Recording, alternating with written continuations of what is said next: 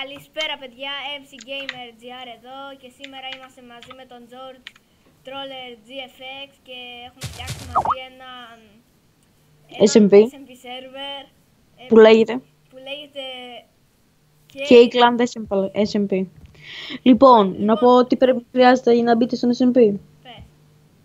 Λοιπόν, guys μου, για να μπείτε στον SMP θα πρέπει να έχετε ένα GFX υλικό. Ενώ ότι για να μπείτε θα πρέπει να έχετε καλό banner, ένα καλό icon και να έχετε αρκετούς καλά thumbnails στα βίντεο σας. Δεύτερο, είναι να έχετε από 60 fps και πάνω στα βίντεο σας. Να είστε όριμοι.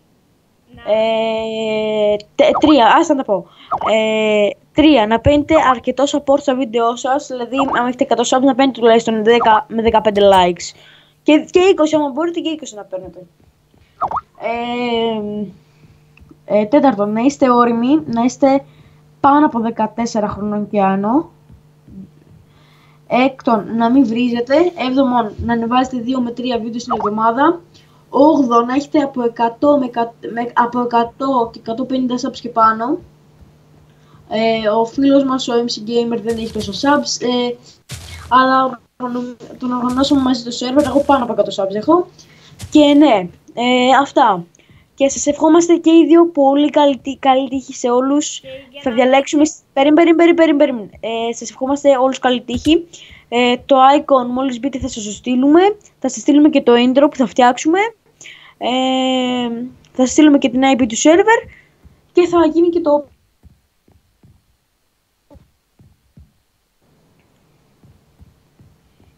Για πες.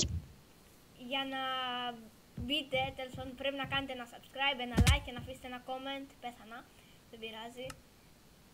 Και στους δύο. Ναι, και στους δύο. Το κανάλι του George Troller GFX θα είναι κάτω στην περιγραφή. Άμα θέλετε πηγαίνετε, τσεκάρετε το. Κάντε ένα like, ένα subscribe, αφήστε ένα comment και τα λέμε στο επόμενο βίντεο. Bye.